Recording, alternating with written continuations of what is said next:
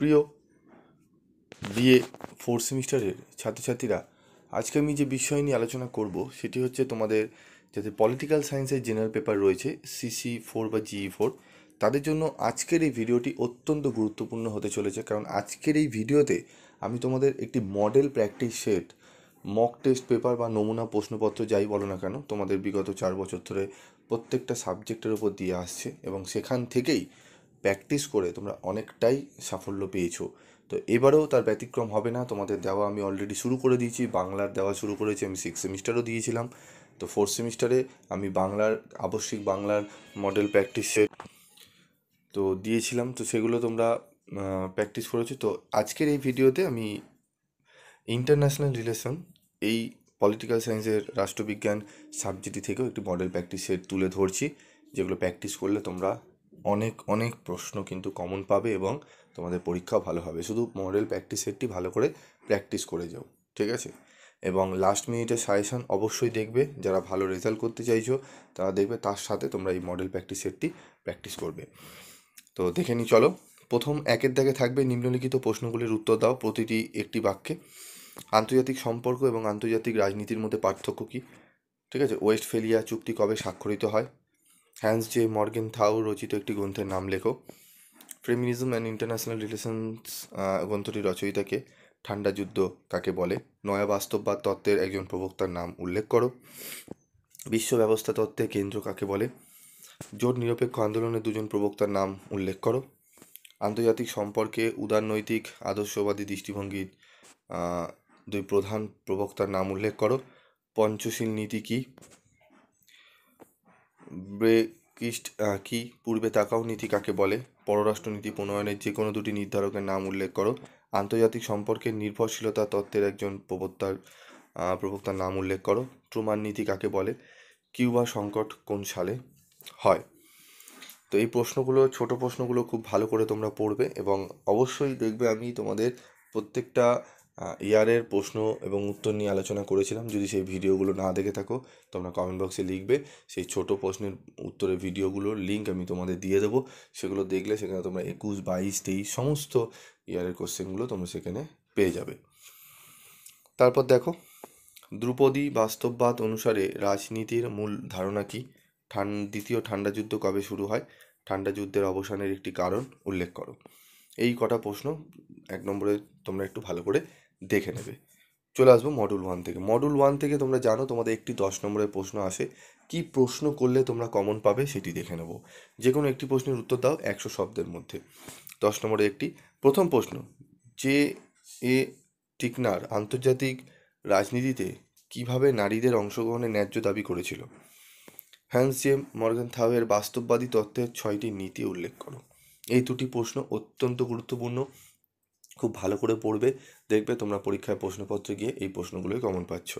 এর সাথে হচ্ছে কেনেথ ওয়ালেসের নয়া বাস্তববাদী তত্ত্বটি আলোচনা করো। এই 3টি প্রশ্ন ভালো করে করে যাও, ঠিক আছে? এখানে 2টি থেকে একটি লিখতে হবে, আমি বলবো তোমরা এই 3টি প্রশ্ন পড়ে যাও। একদম 100% আমি আশা করি তোমরা এখান থেকে একটি 10 নম্বর কমন পেয়ে যাবে। চলে আসবো, যে কোনো একটি প্রশ্নের উত্তর দাও 500 শব্দের মধ্যে। 15x1। প্রথম ঠান্ডা যুদ্ধের বিভিন্ন পর্যায়গুলি আলোচনা করো। আন্তর্জাতিক সম্পর্কের পরিধি আলোচনা করো। এই দুটি প্রশ্ন খুব ভালো করে করবে মডেল 1-এর 15 নম্বর, ঠিক আছে? যে কোনো একটি প্রশ্ন করতে হবে, এই দুটোই ভালো করে করবে। মডেল 1 থেকে, এরপর মডেল 2 হবে, এটি 1 নয়। মডেল 2 থেকে চারের দাগে কিন্তু মডেল 2 থেকে আসবে, এটি মডেল 1 হয়ে গেছে, এটি 2 করে নেবে, ঠিক আছে? যে কোনো একটি প্রশ্নের উত্তর লেখো 100 শব্দের মধ্যে। প্রথম প্রশ্ন হচ্ছে, আন্তর্জাতিক রাজনীতির প্রেক্ষিতে ইউরোপিয়ান ইউনিয়নের বিকাশের ধারা সম্পর্কে একটি টিকা লেখো। একবিংশ শতাব্দীতে আন্তর্জাতিক রাজনীতিতে রাশিয়ার ভূমিকা আলোচনা করো। এবং ভারতের পররাষ্ট্র নীতিতে জোট নিরপেক্ষ নীতির গুরুত্ব আলোচনা করো। এই 3টি প্রশ্নই ভালো করে করবে। 10 নম্বরের প্রশ্ন এখান থেকে তোমরা একটি আশা করি কমন পেয়ে যাবে, ঠিক আছে? এই 4-এর দাগের প্রশ্নগুলো কিন্তু যে 3টি দিয়েছি সেগুলি প্র্যাকটিস করবে। এবং তোমাদের জন্য কিন্তু স্টাডি মেটেরিয়াল তৈরি করা হয়েছে, একদম চ্যাপ্টার ওয়াইজ স্টার মার্ক করা প্রশ্ন এবং আদর্শ উত্তর। তোমরা জানো পিভি স্টাডি ক্লাসের উত্তর পড়ে যারা ইউটিউব থেকে ফলো করে তারাই 60% পেয়েছে, এবং যারা স্টাডি মেটেরিয়াল সংগ্রহ করেছে তারা তো 75-80% অবধি নাম্বার পেয়েছে। এবং তোমরা বলবে, স্যার আপনি তো দেখান না। দেখো, এত রেজাল্ট, প্রচুর ছাত্রছাত্রী রয়েছে, তাদের রেজাল্ট সমস্ত কিছু কমিউনিটিতে দেওয়া মানে সম্ভব নয়, ঠিক আছে? তো আমি ওই জন্য দিই না। এবং যদি যারা ভালো রেজাল্ট করেছে, ধরো একটু এগিয়ে রয়েছে, তাদের রেজাল্ট দেবো, আর যারা একটু পিছিয়ে পড়ে তাদের দেবো না, তাদের একটু মনটা খারাপ হয়, ভাববে স্যার পক্ষপাতিত্ব করছে, তাই জন্য আমি দিই না কমিউনিটিতে। তবুও যদি অনেকে বলে, রিকোয়েস্ট করে স্যার আমাদের দিতে, তখন আমি দিয়ে থাকি, বা তাদেরকে পার্সোনাল আমি রেজাল্ট দেখিয়ে দিই। ঠিক আছে? তো তোমাদেরও আশা করবো এবারে খুব ভালো পরীক্ষা হবে। ফোর্থ সেমিস্টারে যেরকম second semester, third semester, first semester তোমাদের ভালো গেছে, সেরকমই যাবে। তো দেখো, মডেল 2 থেকে 5-এর দাগে 500 শব্দের মধ্যে 15 নম্বরের যে প্রশ্নটি পড়বে, ঠান্ডা যুদ্ধোত্তর পরিস্থিতিতে আন্তর্জাতিক রাজনীতির প্রকৃতি পর্যালোচনা করো। ভারতীয় পররাষ্ট্রনীতির মূল বৈশিষ্ট্যগুলি আলোচনা করো। ভারতের পররাষ্ট্রনীতির অন্যতম নির্ণায়ক রূপে ইতিহাস, অর্থনীতি এবং আদর্শের গুরুত্ব মূল্যায়ন করো। এই 3টি প্রশ্ন ভালো করে করে নেবে। এই প্রশ্নগুলো করলে আশা করি, প্র্যাকটিস করে গেলে এই মডেল প্র্যাকটিস সেটটি তোমরা অনেক অনেক উপকার পাবে। এবং তোমরা এরকম মডেল প্র্যাকটিস সেট কিন্তু বিগত অনেক দিন ধরেই কিন্তু আমরা দিয়ে আসছি, এমন নয় যে নতুন দিচ্ছি।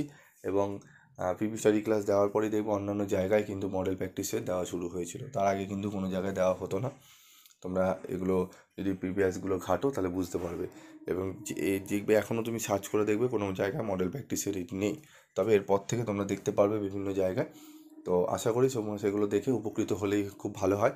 তোমরা দেখে নেবে এবং অবশ্যই ভালো করে প্র্যাকটিস করবে, যাতে তোমাদের পরীক্ষা খুব ভালো যায়।